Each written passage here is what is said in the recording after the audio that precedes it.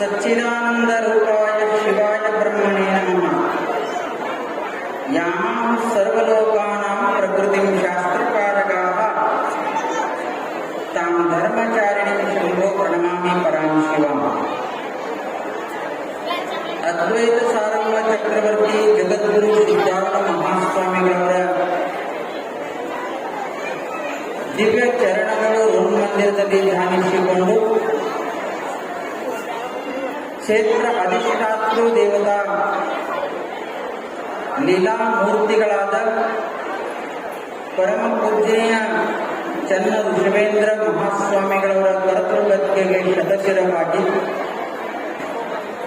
ಈ ಪವಿತ್ರ ಕಾರ್ಯಕ್ರಮದ ದಿವ್ಯ ಸಾನ್ನಿಧ್ಯವನ್ನು ವಹಿಸಿಕೊಂಡು ತಮ್ಮ ದರ್ಶನ ಹಾಗೂ ಆಶೀರ್ವಚನ ನೀಡುತ್ತಿರುವ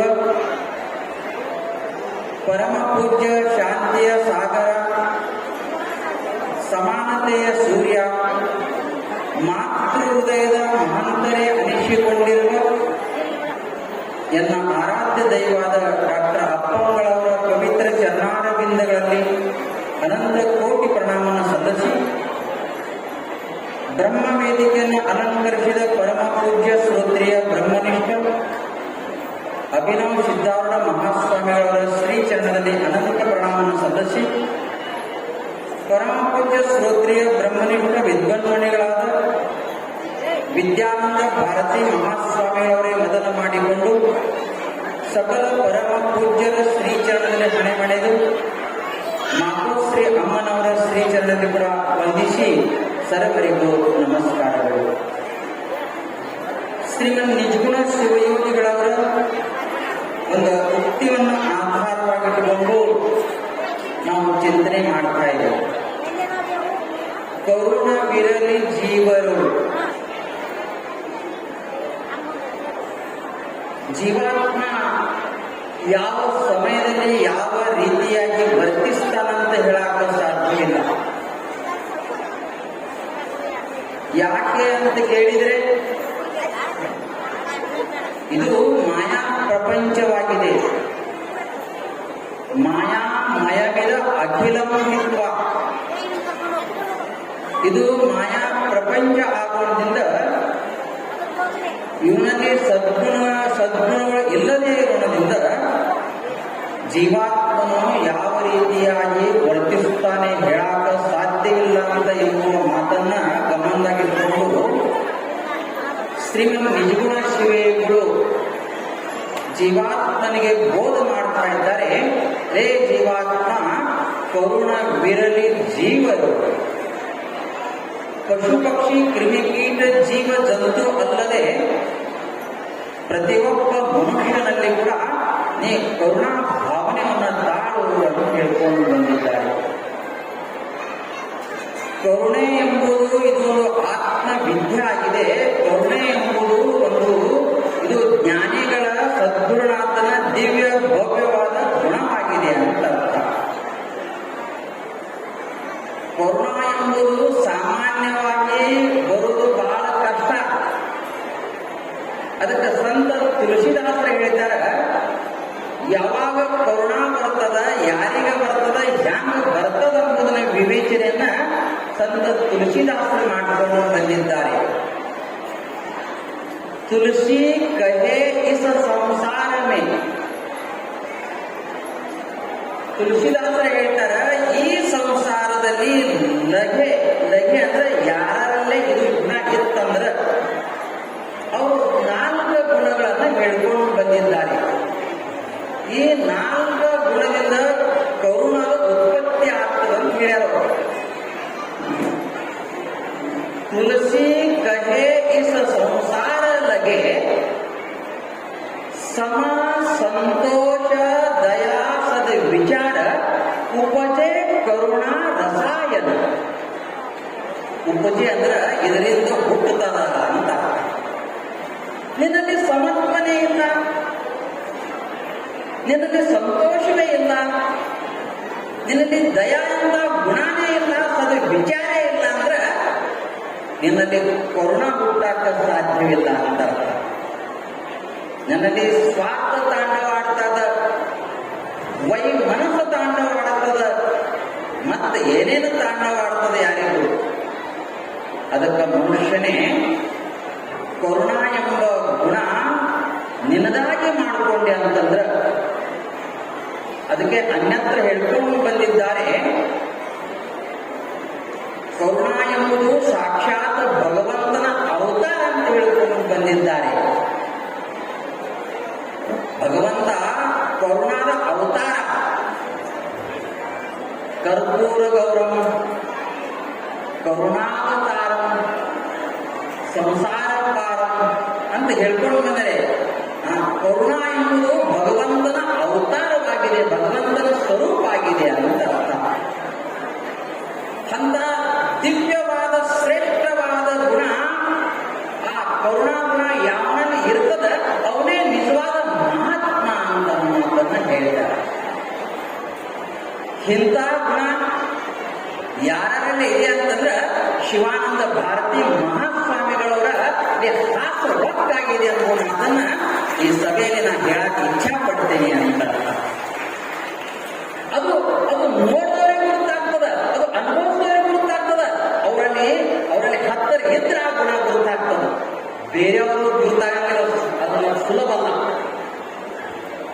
ಅಂತ ಗುಣ ವ್ಯಕ್ತ ಮೂರ್ತಿಗಳಾದ ಅಪ್ಪಂಗಳವರು ತಮ್ಮ ಕರುಣಾ ದೃಷ್ಟಿಯಿಂದ ನೋಡಿದರೆ ಸಾಕು ಅನೇಕ ಇತಿಹಾಸದ ಅನೇಕ ಹಿಂದಿನ ಕಥೆಗಳಿವೆ. ಅವರಿಂದ ಎಷ್ಟು ಜನ ಕಲ್ಯಾಣವನ್ನು ಹೊಂದಿದ್ದಾರೆ, ಹೊಂದುತ್ತಾ ಇದ್ದಾರೆ, ಈ ಸನ್ಮಾರ್ಗಕ್ಕೆ ಬರ್ತಾ ಇದ್ದಾರೆ ಅಂತ ತಮಗೆ ಹೇಳ್ತೀನಿ. ಇಂಥ ಗುಣ ಸಂತರ ಸಾಧು ಸತ್ಪುರುಷರ ಸದ್ಗುಣ ಇರ್ತದ. ಸಾಮಾನ್ಯ ಪುರುಷನಿರುವುದು ಬಹಳ ಅಪರೂಪ. ಅದಕ್ಕೆ ನಿನ್ನ ಪುರುಷರು ಹೇಳ್ತಾರ, ನೀನು ಈ ಗುಣ ತಂದುಕೊಂಡಿ ಅಂದ್ರೆ ನಿನ್ನ ಜನ್ಮದ ಧನ್ಯತ್ವ ಆಗ್ತದ ಅಂತ. ಒಂದು ಸಲ ಹೀಗೊಂದು ನಮ್ಮ ಭಾರತೀಯ ಸಂಸ್ಕೃತಿಯಲ್ಲಿ ರೀತಿ ಇದೆ, ರಿವಾಜ್ ಇದೆ, ಪದ್ಧತಿ ಇದೆ, ಒಂದು ಕ್ರಮ ಇದೆ, ಒಂದು ನೇಮ್ ಇದೆ. ಏನಂತ ಕೇಳಿದ್ರೆ ಕಾಶಿಯ ಗಂಗಾಜಲ ರಾಮೇಶ್ವರಕ್ಕೆ ಒಯ್ಯುವುದು, ರಾಮೇಶ್ವರದ ಶಿವಲಿಂಗದ ಮೇಲೆ ಹಾಕುವುದು ಅಂತ ಒಂದು ಪದ್ಧತಿ ಇದೆ. ಅದು ಮುಗಿದ ಬಳಿಕ ಅಲ್ಲಿನ ಮರಳದ ಉಸುಕ ತಂದು ಅದು ಕಾಶಿಯಲ್ಲಿ ಲಿಂಗ ಮಾಡಿ ಗಂಗೆಯಲ್ಲಿ ಬಿಡುವ ಪರಂಪರೆ ಇವತ್ತಿಗೂ ಇದೆ ಅಂತ. ಬಹಳ ಪ್ರಾಚೀನವಾದ ಸಂಸ್ಕೃತಿ. ಒಂದು ಕಾಲದಲ್ಲಿ ಸಂತ ಏಕನಾಥರು ತಮ್ಮ ಭಕ್ತ ಸಮೂಹದೊಡನೆ ತಾವು ಗಂಗಾ ಜಲವನ್ನು ತೋಡು ರಾಮೇಶ್ವರಕ್ಕೆ ಹೊರಟಿದ್ರು. ಅಪಾರ ಭಕ್ತರು. ಉತ್ತರದಲ್ಲಿ ಕಾಶಿ ಇದ್ರೆ ದಕ್ಷಿಣದಲ್ಲಿ ರಾಮೇಶ್ವರ. ಅಲ್ಲಿಂದ ಅಲ್ಲಿವರೆಗೆ ಕಾಲನಡಿಗೆಯಿಂದ ಹೊಂಟಿದ್ರು. ಭಗವಂತನ ಸ್ಮರಣೆ ಮಾಡ್ತಾ ಅಲ್ಲೆಲ್ಲಿ ತಂಗ್ತಾ ಮಾಡ್ತಾ ಅಲ್ಲೆಲ್ಲಿ ಇಳ್ತಾ ಹಾಗೆ ನಡೆದಿದ್ರು. ಜಾಸ್ತಿ ದಿವಸ ದಾರಿ ನಡೀತಾ ಇದ್ರು. ಭಗವಂತ ನಾಮಸ್ಮರಣೆ ಮಾಡ್ತಾ ಇದ್ರು, ಜಯಘೋಷ ಆಗ್ತಾ ಇದ್ರು. ಎಲ್ಲಾ ಭಕ್ತರು ಮುಂದಿದ್ರು, ಅವ್ರ ಹಿಂದೆ ಸಂತ ಏಕನಾಥರು ಕೂಡ ಹೊರಟಿದ್ರು. ಕರ್ಮ ಧರ್ಮ ಸಂಯೋಗಾನುಸಾರವಾಗಿ ಬಿಸಿಲಿನ ತಾಪಕ್ಕೆ ನೀರು ಸಿಗದೇ ಇರೋದ್ರಿಂದ ಒಂದು ಕತ್ತಿ ಆ ದಾರಿಯ ದಡದಲ್ಲಿ ಒದ್ದಾಡ್ತಾ ಇತ್ತು.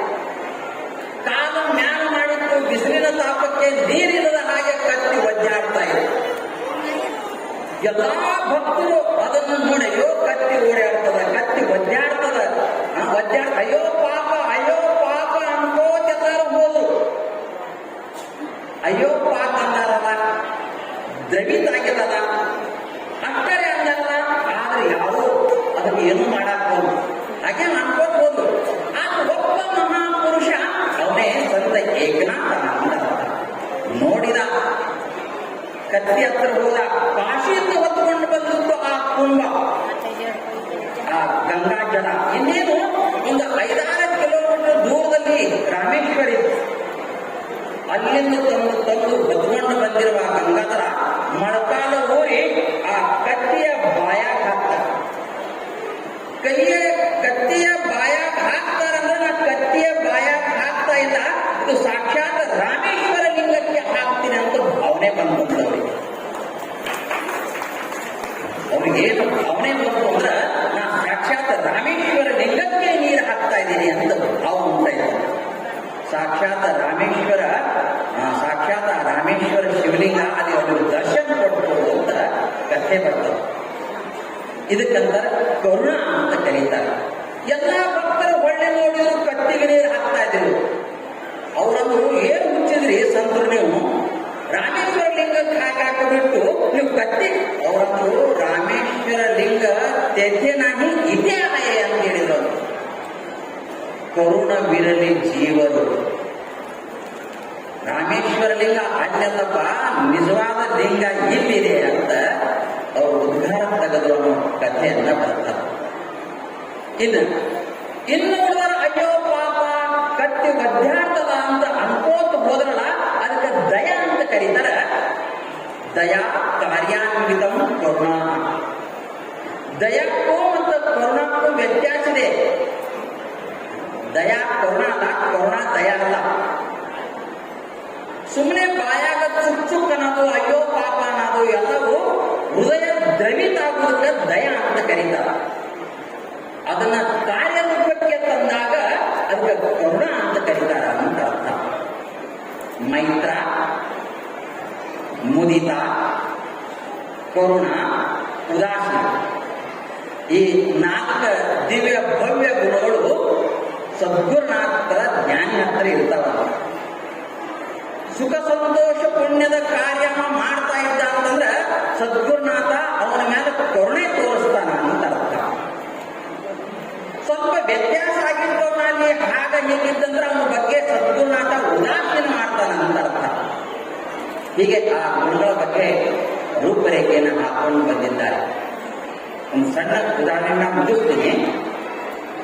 ಒಂದು 2 ತಿಂಗಳ 2.5 ತಿಂಗಳ ಹಿಂದೆ ನಡೆದ ಘಟನೆ ತಾವು ಕೇಳಿದರೆ ತಮಗೆ ಯಾಕೆ ಅನಿಸ್ತದ ನೋಡಿ. ಬೆಂಗಳೂರು ಮಹಾನಗರದಲ್ಲಿ ಓರ್ವ ಶ್ರೀಮಂತರ ಮನ್ಯಾಗ ಒಂದು ಅನಾಥ ಹುಡುಗಿನ ಕೆಲಸಕ್ಕಿಟ್ಟಿದ್ದು. ಆ ಹುಡುಗಿ ಕಸ ಹೊಡಿತಿತ್ತು, ನೆಲ ಒರೆಸುತ್ತಿತ್ತು. ಒಂದು 8-10 ವರ್ಷದ ಹುಡುಗಿ, ಅದು ಬಹಳ ಆದ್ರೆ ಒಂದು 8-10 ವರ್ಷದ ಹುಡುಗಿ. ನೆಲ ಒರೆಸ್ತಿತ್ತು, ಕಸ ಹೊಡಿತಿತ್ತು, ಪಾತ್ರೆ ತೆಗ್ತಿತ್ತು. ಎಲ್ಲ ಮಾಡಿದ ಕೂಡಲೇ ಅವರು ಉಳಿದುದು ತಂಗಳ ಅಂತದ ಇಂಥದ್ದು ನಾಟಕಕ್ಕೋ ಊಟಕ್ಕೋ ಆ ಹುಡುಗಿಗೂ ಕೂಡ. ಒಂದು ದಿವಸನೂ ಕೂಡ ಒಳ್ಳೆ ಅಡಿಗೆ ಎಂದು ಆ ಹುಡುಗಿಗೂ ಕೊಟ್ಟಿಲ್ಲ. ಹುಡುಗಿ ಏನು ಕೊಡ್ತಾರ ತಿಂದು ಕೆಲಸ ಮಾಡು ಮಾಡ್ತಾ ಇದ್ದ. ಆ ಜಗಗೋದಿ ಚಪಾತಿ ಮಾಡಿ ಅದೇ ತಾನೇ ಮಾಡಿ ಇಟ್ಟಿದ್ರು. ಆ ಚಪಾತಿಯ ವಾಸನೆ ಹುಡುಗಿಗೆ ಬಡಿತು. ಹುಡುಗಂತೂ ಇದೆಲ್ಲವೂ ತಂಗಳ ಆದಮೇಲೆ ನನಗೆ ಕೊಡ್ತಾರ, ಅವರಿಗೆ ಸಾಕು ಆದಮೇಲೆ ನನಗೆ ಕೊಡ್ತಾರ. ಎಂದರೆ ಬಿಸಿ ಚಪಾತಿ ತಿನ್ನುವ ಭಾಗ್ಯ ನನಗೆ ಬರಲಿಲ್ಲ ಅಂತ ಹುಡುಗಿ ಅಂತ ಇತ್ತು. ನೋಡ್ತು ಅಡಿಗೆ ಮನೆಯಾಗೂ ಯಾರು ಇಲ್ಲ, ಎಲ್ಲ ಬೆಡ್ರೂಮ್ನಾಗ ಆ ಕಡೆ ಟಿವಿ ನೋಡ್ಕೊಂಡು ಕುಂತಾರ. ನಿಧಾನವಾಗಿ ಅಡಿಗೆ ಮನೆಗೆ ಹೋಗಿ ಬಹಳ ಅಂದ್ರೆ 1 ಅಲ್ಲ 2 ಅಲ್ಲ 4 ಚಪಾತಿ ಅಲ್ಲ, ಅರ್ಧ ಚಪಾತಿ ಮುರ್ಕೊಂಡು ಅದಕ್ಕೆ ಪಲ್ಯ ಇಲ್ಲ ಬಗಲಾಗ ಹೊಂದ್ಕೊಂಡು ಬಸಲಾಗ ಹೋಗಿ ಅದು ತಿಂತದ್ದು ಹುಡುಗಿ. ಈ ಎಲ್ಲಾ ದೃಶ್ಯವನ್ನ ಆ ಮನೆಯ ಒಡತಿ ಆ ಗೃಹಿಣಿ ನೋಡಿದ್ರು. ಅಂತ ಕಂಡು ಆ ಹುಡುಗಿಗೆ ಬಡಿ ಬಡಿ ಬಡಿ ಬಡಿ ಕಳೆದ್ರು. ಅರ್ಧ ಚಪಾತಿ ಎಲ್ಲರೇ ಹೋಗ್ತದ, ಎಲ್ಲರೇ ಕಡಿತದ, ಏನಾರೇ ಆಗ್ತದ, ಮತ್ತೊಂದು ತಂಗದು ತಿನ್ನಿ ಬಿಡು ಅನ್ನುವ ಭಾವನೆ ಇಲ್ಲ. ಆ ದಯಾ ಕರುಣಾದ ಗುಣ ಇಲ್ಲ. ಆ ಒಡತಿಗೆ ಇದಕ್ಕೆ ಎಷ್ಟು ಹೊಡೆದ್ರು ಕೂಡ ಸಮಾಧಾನ ಆಗ್ತಾ ಇಲ್ಲ. ನಿಮಗೆ ಹೇಳ್ತೀನಿ, ಗ್ಯಾಸಿನ ಮೇಲೆ ಒಂದು ಪಾತ್ರೆಯಾಗ ನೀರು ಕಾಸಾಕಿಟ್ರು, ಹೊಡೆದಾಳ ಬೈದಾಳ, ಏನು ಮಾಡಿದ್ರು ತೃಪ್ತಿ ಆಗ್ತಾ ಇಲ್ಲ. ಅರ್ಧ ಚಪಾತಿ ತಿಂದು ಕಳ ಕಳ ಕಳ ನೀರು ಕಾಯ್ತಾ ಇದ್ದು ಬಟ್ಟೆ ಹಿಡಿದು ಆ ಹುಡುಗಿ ಮೇಲೆ ಹೇಳ್ತಾ ಚರ್ಮದ ಸುಲಭವೈತೆ. ಇದಕ್ಕೆ ಯಾವ ಗುಣ ಅಂತಾರ್ರಿ?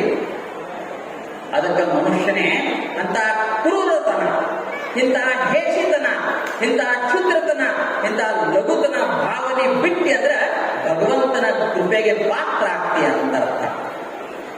ಸಣ್ಣತನವನ್ನ ಇಟ್ಕೊಂಡು ಕರುಣಾ ದಿವ್ಯ ಭವ್ಯ ಗುಣವನ್ನ ಕಳ್ಕೊಂಡು ನೀನು ಸ್ವೇಚ್ಛಾ ವರ್ತಿನಿ ಅಂತ ಹಾಗೆ ಮಾಡಿದೆ ಅಂತಂದ್ರೆ ನಿನ್ನ ಜೀವನದಲ್ಲಿ ದುಃಖವನ್ನ ಕಾಣಕ್ಕೆ ಸಾಧ್ಯ ಆಗ್ತದೆ, ಕ್ಲೇಶಗಳನ್ನ ಅನುಭವಿಸೋಕೆ ಸಾಧ್ಯ ಆಗ್ತದೆ. ಆದುದರಿಂದ ಕರುಣ ಬಿರಲಿ ಜೀವರು. ನಾವು ಹಂಗ ಮಾಡಂಗಿಲ್ಲ. ಬೀದಿ ನಾಯಿ ಬಂತಂದ್ರೆ ಕಲ್ಲು ಎಸಿದೆವು, ನಮ್ಮ ನಾಯಿಗೆ ನಾವು ಏನ್ ಮಾಡ್ತೇವೆ, ಬ್ರೆಡ್ ಬಿಸ್ಕೆಟ್ ತಿನ್ನಿಸ್ತೀವಿ. ಮತ್ತೆ ಇಲ್ಲೇನಾಯ್ತು, ದ್ವೇಷ. ಅದಕ್ಕೆ ಭಗವಂತ ಹೇಳ್ತಾನ, ನಮೇ ದ್ವೇಷೋ ಅಸ್ತಿನ ಪ್ರಿಯ ಸಮಂ ಸರ್ವೇಶು ಭೂತೇಶು.